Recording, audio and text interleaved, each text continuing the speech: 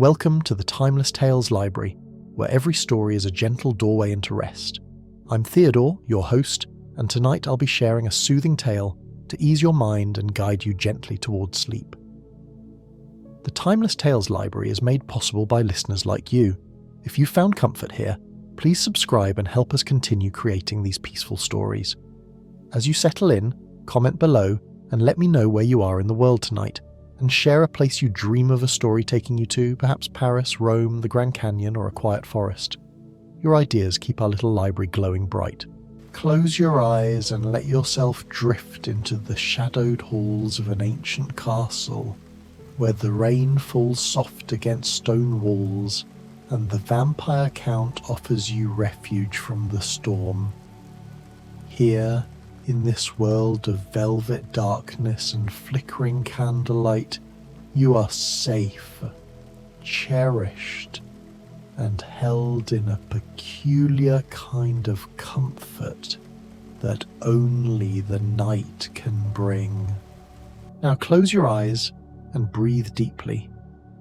You're entering a special section of the Timeless Tales Library where the books are not made of paper, but of soft glowing clouds. This is a place for stories of gentle journeys and floating dreams. Each tale is woven from starlight and moonlight, full of tranquil characters and calming landscapes. Feel your body settle into the cloud-like comfort of your bed, your own personal nook in this gentle expanse. Release any tension in your legs, arms, and neck. Let the soft, feathery texture of your blankets and mattress wrap around you. The cloud weavers of the library are here to guide you to a restful sleep. The words of the story are carried on a gentle breeze, a whisper that soothes your mind and body. Let yourself drift with them. Trapped in Castle Dracula. A rainy night as the vampire's luxurious prisoner. The rain begins as you stand at the castle gates, each drop a whisper against your skin, cool and insistent. You have been travelling for so long through forests thick with mist and roads that seem to wind endlessly through the Carpathian darkness. Now, as evening deepens into true night, you find yourself here at the threshold of Castle Dracula, with nowhere else to go. The storm gathers itself above you, patient and inevitable, and you know without question that you will not be leaving this place tonight. The gates open without a sound. No hand pushes them. No voice calls you forward, yet they swing wide as if in welcome, as if they have been expecting you all along. You step through, and immediately the rain seems softer, the wind less harsh. The courtyard stretches before you, paved in ancient stone that gleams darkly in the wet, and beyond it rises the castle itself, its towers reaching up into the storm-heavy clouds, its windows glowing with warm amber light. You walk slowly across the courtyard, feeling the rain on your face, in your hair, soaking gradually through your travelling clothes. But you're not cold. There is something about this place, something that wraps around you even now, that makes the storm feel less like a threat and more like a lullaby, each raindrop a gentle note in an endless song. Your footsteps echo softly, and you notice how the sound seems to be absorbed by the very stones, as if the castle itself is listening, aware of your presence, welcoming you into its embrace. The great doors stand open. Light spills out into the rainy darkness, golden and inviting, and you step across the threshold into warmth. The entrance hall is vast, rising up into shadows that flicker with candlelight. Candles everywhere, hundreds of them, their flames steady despite the draught that should exist in such a space. The walls are lined with dark wood panelling, polished to a deep shine, and tapestries hang between the candle sconces, depicting scenes from long ago, figures in medieval dress, forests under moonlight, castles very much like this one. You stand there, dripping quietly onto the stone floor, and you wait, because you understand somehow that this is the kind of place where you're expected, where someone knows you have arrived, and then he is there. Count Dracula materializes from the shadows at the far end of the hall, moving with that particular grace that seems almost like floating, his footsteps making no sound at all. He is tall, elegant in his dark clothing, his face pale and aristocratic, his eyes holding that strange, ageless quality that you have heard about in stories but never quite believed until this moment. He regards you for a long, quiet moment, and then he smiles, a slow, gentle expression that transforms his severe features into something almost kind. "Welcome," he says, and his voice is like velvet, like the darkness itself given sound deep and soothing. "You're caught in the storm, I see. Please, you must allow me to offer you shelter. It would be unconscionable to turn you out into such weather." You find yourself nodding, unable to speak but also not wanting to. There is something about his presence that makes words seem unnecessary, that makes the air feel thick and dreamy, as if you have already half fallen into sleep. He gestures with one pale hand toward the grand staircase that curves up into the darkness above. "Come," he says, "let us get you dry and warm. You're safe here. You have my word." And strangely, impossibly, you believe him. You follow the Count up the staircase, your hand trailing along the smooth banister, your wet clothes clinging uncomfortably, but your body feeling lighter with each step, as if the very act of climbing is carrying you away from the world outside, away from worry and weariness. The castle seems to breathe around you, the candlelight pulsing gently, the shadows moving in slow, peaceful rhythms. You can hear the rain now, a constant soft drumming against the windows you pass, against the roof somewhere high above, and it is the most comforting sound imaginable.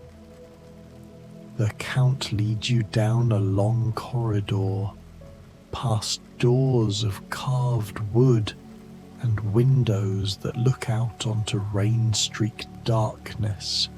He walks ahead of you, never looking back, but you sense that he is acutely aware of your every movement, that he is guiding you with an invisible thread of attention. Finally, he stops before a door and opens it, standing aside to allow you entry. "Your chambers," he says simply, "for the night, for as long as the storm continues." You step inside, and your breath catches softly. The room is beautiful in a way that feels both ancient and impossibly luxurious. A four-poster bed dominates the space, hung with heavy curtains of deep crimson velvet, the coverlet thick and inviting, piled with pillows. A fire burns in the hearth, crackling gently, filling the room with warmth and the subtle scent of burning wood.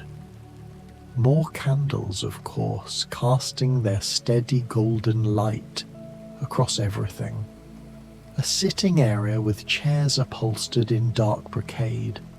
A window seat beneath tall windows, the glass running with rain, the view beyond showing nothing but darkness, and the occasional flicker of lightning far away, gentle and slow. "I will have dry clothes brought to you," the Count says from the doorway, "and something warm to drink. You need rest. The storm will last through the night, I believe, perhaps longer.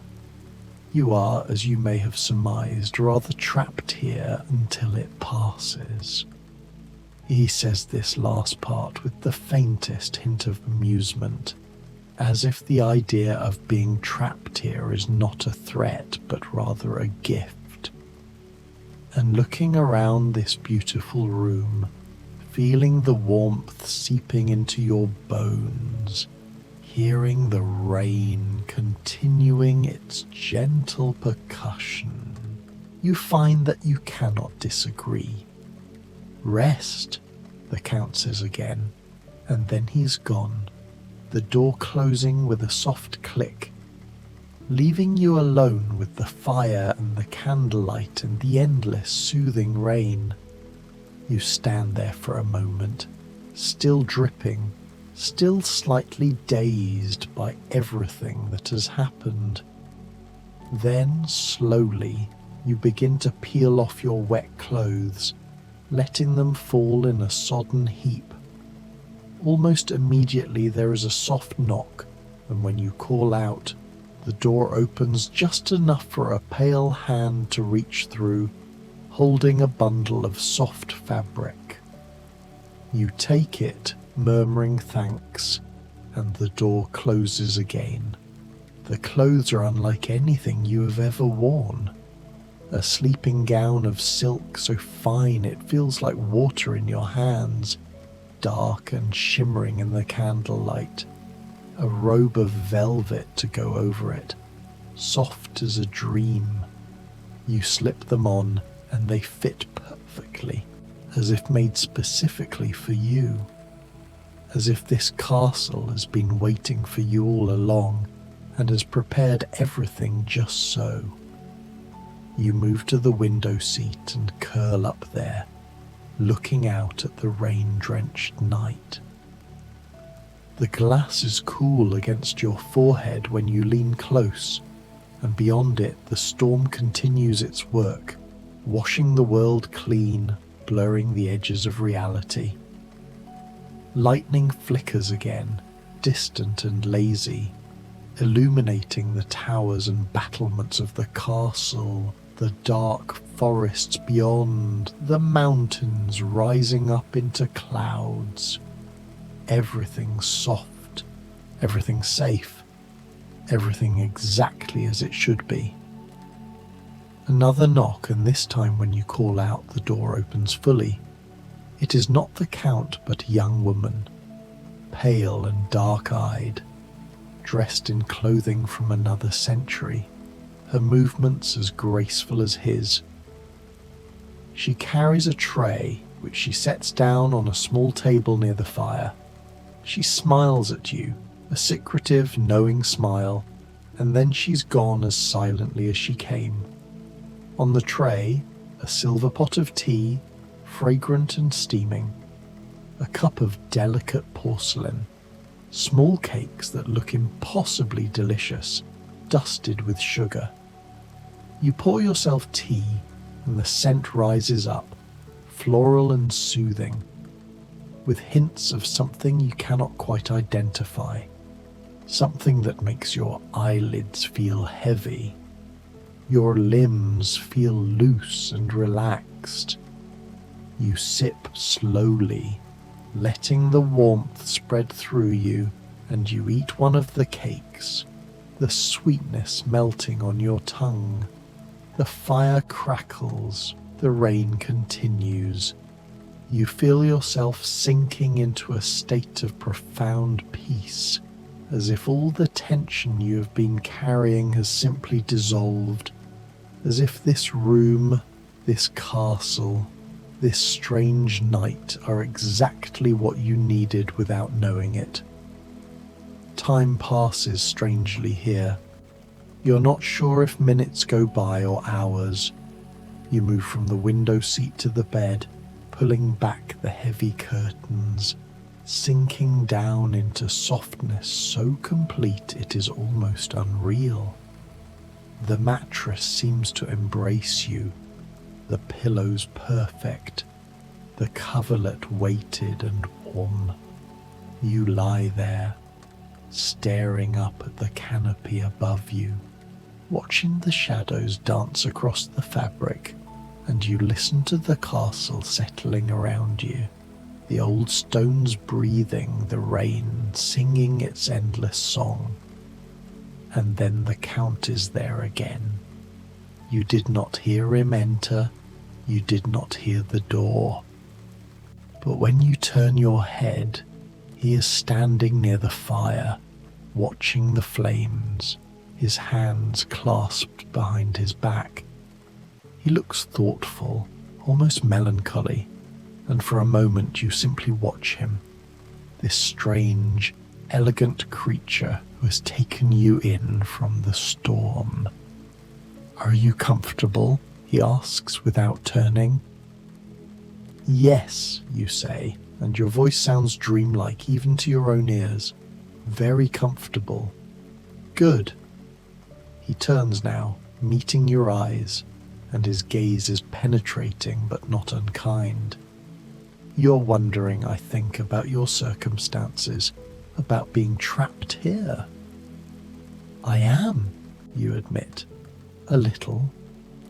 He moves closer, not quite to the bed, but near enough that you can see the fine details of his face, the perfection of his features, the age in his eyes that seems to stretch back centuries.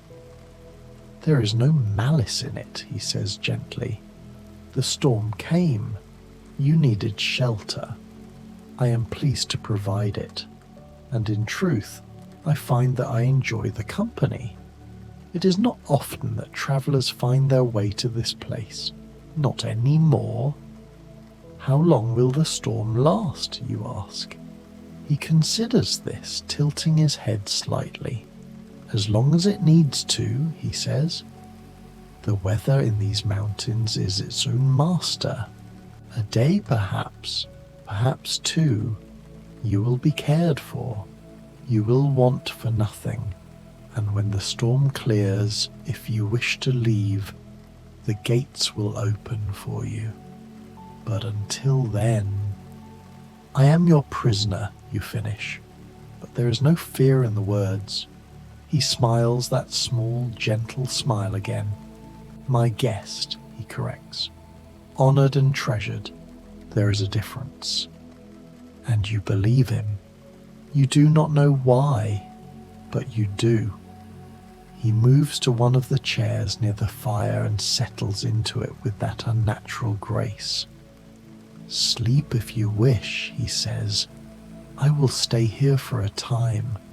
I find I am not often tired and the storm interests me, but I will ensure nothing disturbs your rest. You should find this strange. You should feel uncomfortable with the idea of him sitting there while you sleep, but instead you feel safer, more at peace. As if having him there is a kind of protection, as if his presence is a guarantee that nothing in this long, dark night will harm you. You let your eyes drift closed. The bed is so soft. The fire is so warm. The rain is so constant, so rhythmic, so perfectly, beautifully unending. You can hear the Count shifting slightly in his chair, the whisper of fabric, and somehow even that sound is soothing. Sleep begins to pull at you, gentle and insistent, and you let it come. You dream, but the dreams are soft and strange, full of shadows and candlelight, of corridors that stretch endlessly, of rain falling on ancient stone. You dream of the Count standing at a window looking out at his domain.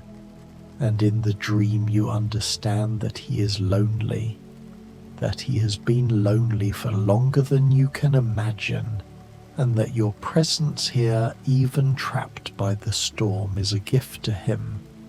You dream of the young woman who brought you tea, and in the dream you realize she's one of his companions, one of several who live here in the castle, bound to him in ways you do not fully understand but that seem, in the logic of dreams, perfectly natural.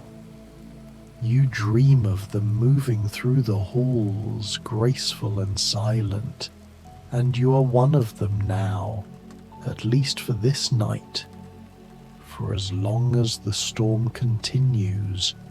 When you wake, the candles have burned lower, but none have gone out. The fire still crackles gently. The rain still falls.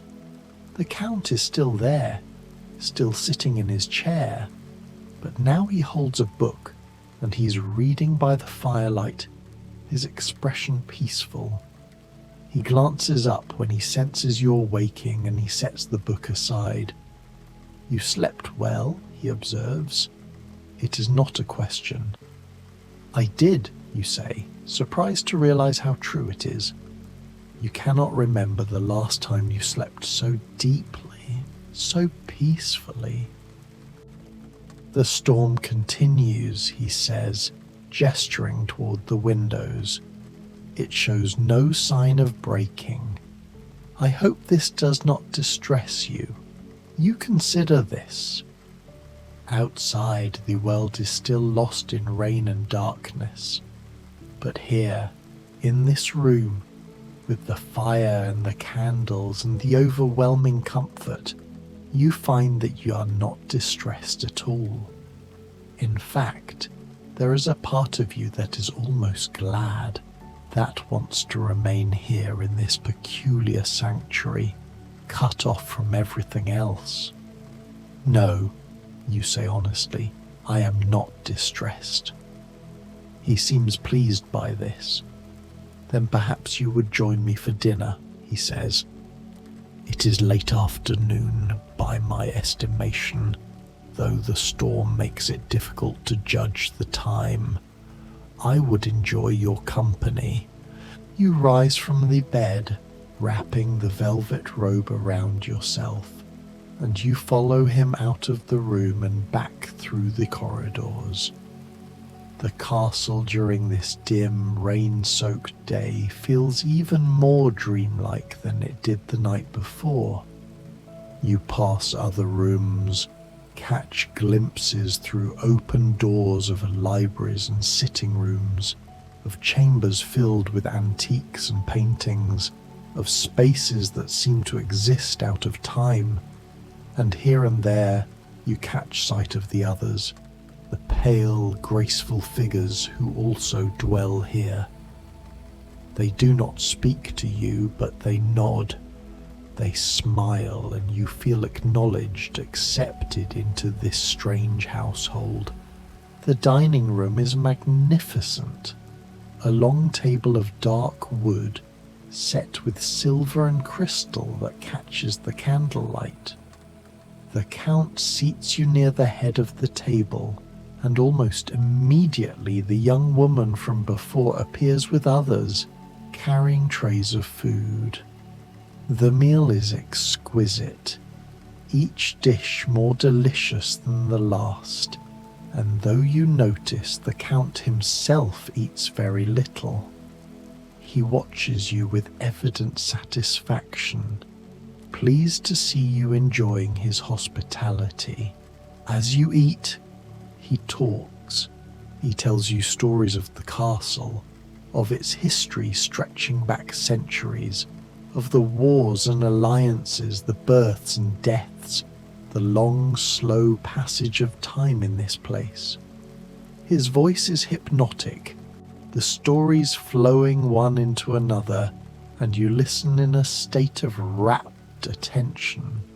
The food and the wine and his words all combining to create a sensation of complete contentment. "You are a natural storyteller," you say at one point, and he inclines his head in acknowledgement. "I have had a great deal of practice," he says with dry humour, "a great deal of time to perfect the art." After dinner, he invites you to join him in the library. It is a room that seems to stretch on forever. Shelves upon shelves of books rising up into shadows, with comfortable chairs and sofas scattered throughout, with more candles and another fireplace larger than the one in your room.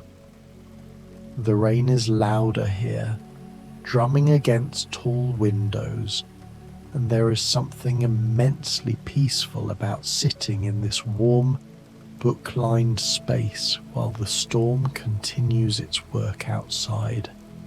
The Count selects a book and begins to read aloud. His voice is perfect for it, each word shaped with care, the story unfolding like silk. You curl up in your chair, wrapped in your velvet robe, and you listen, your eyes half closed, your body utterly relaxed. Time ceases to have meaning. The storm continues, the Count reads, the fire crackles, and you exist in a bubble of perfect, absolute peace. At some point, others join you. The young woman who served you, and another, a man with dark hair and eyes that reflect the candlelight strangely. They settle into chairs of their own, listening to the Count read, and you realize that this must be how they spend many of their evenings. These strange, timeless beings gathered together in this room, while the world outside remains forever distant. You belong here, in this moment. You are part of something old and beautiful and utterly separate from the ordinary world. And trapped though you may be by the storm, you have never felt freer. The Count eventually closes the book and sets it aside. "It grows late," he says, "though you have no idea if this is true or not. You should rest again. Tomorrow the storm may continue or it may break, but whatever comes, you are safe here." You rise feeling pleasantly heavy with contentment, and you bid them all good night. The Count inclines his head, a gesture of respect and farewell, and the others smile their secret smiles. You make your way back through the corridors to your room, the path feeling familiar now, the castle no longer strange but almost like home. In your room, the fire has been refreshed, the candles replaced. The bed looks even more inviting than before. You slip between the covers, sinking into softness, and you lie there listening to the rain, feeling it lull you, feeling yourself drift.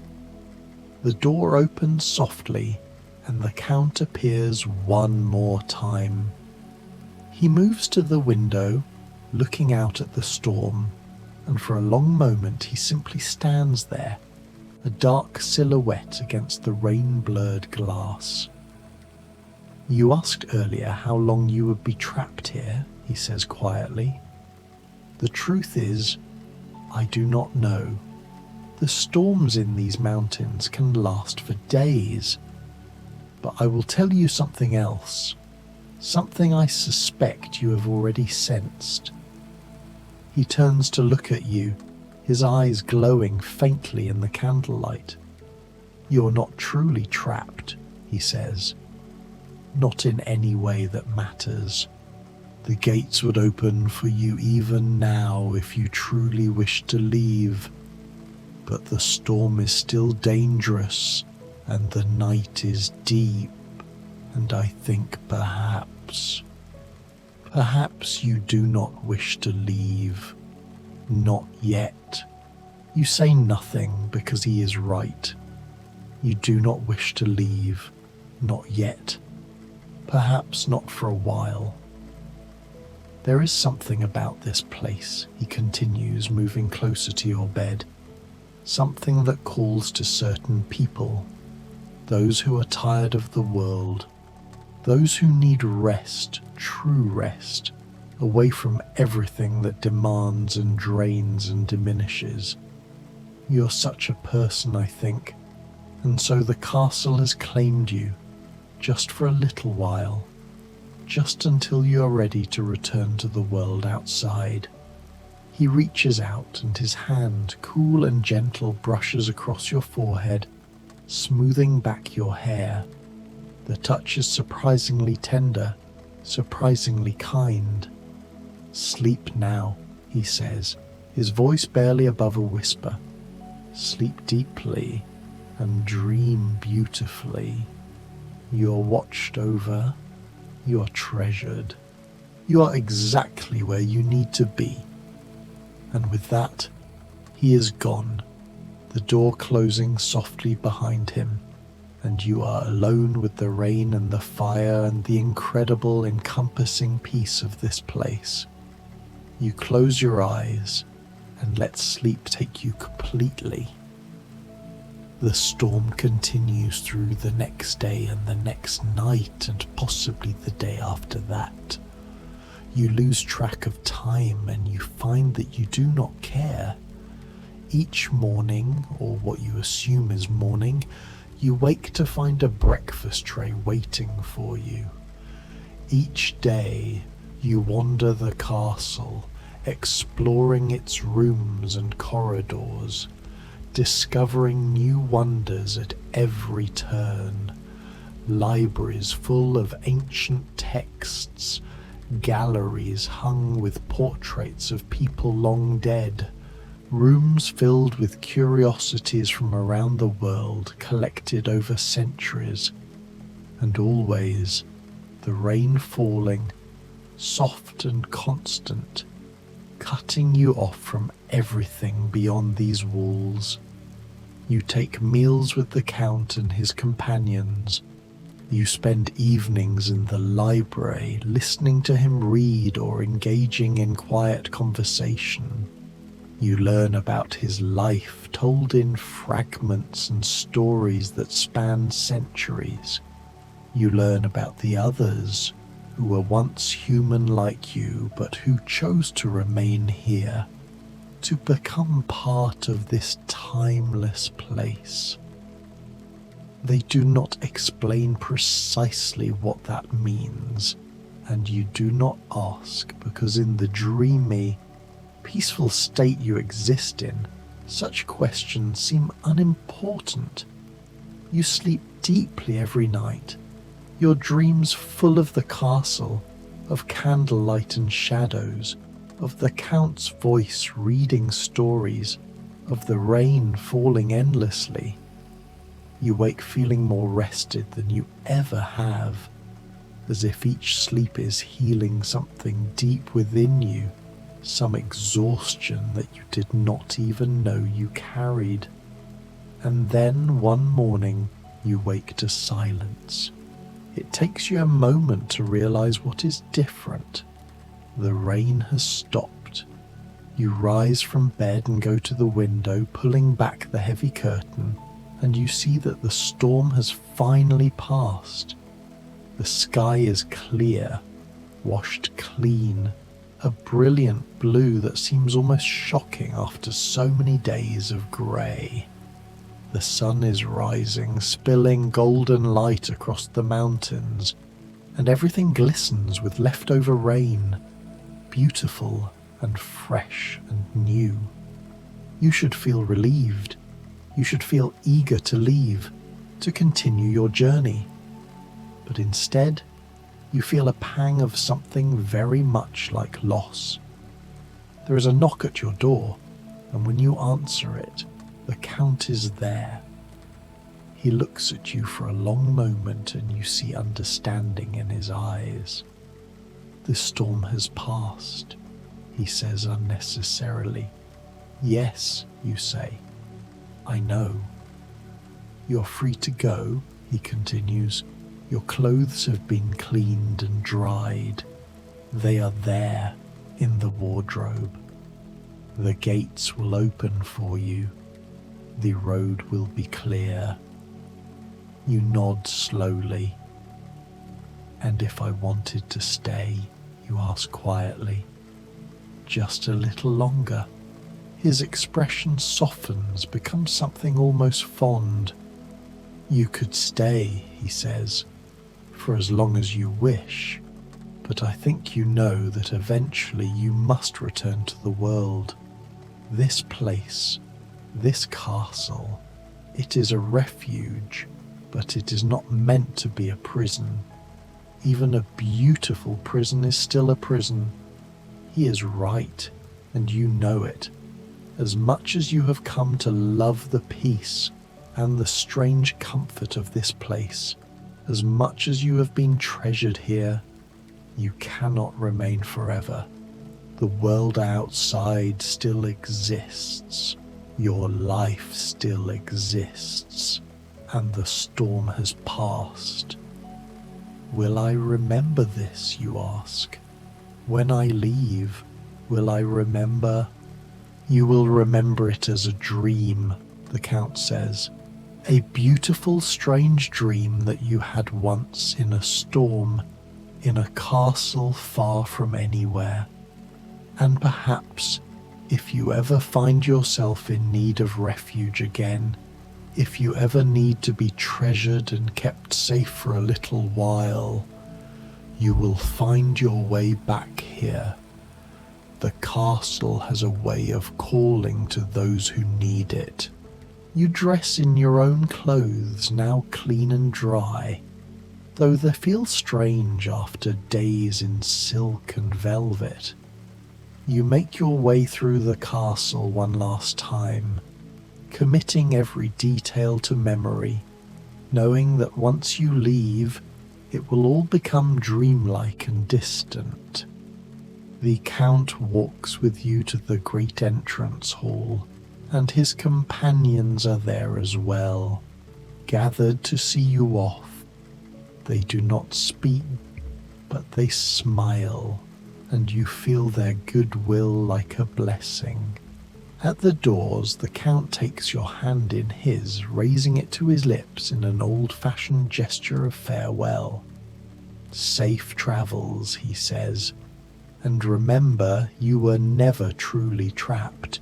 You were only resting, only healing, only being cared for as you deserved. Thank you, you say, and the words feel utterly inadequate for everything he has given you. He releases your hand, and the doors open. Beyond them, the world is bright and clean and new. You step out into the morning, into the sunlight, and you do not look back. You walk across the courtyard, through the gates, and down the road that leads away from Castle Dracula. Behind you, you hear the gates close with a soft, final sound.